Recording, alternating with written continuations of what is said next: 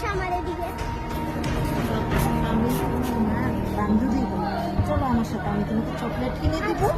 আচ্ছা চলো।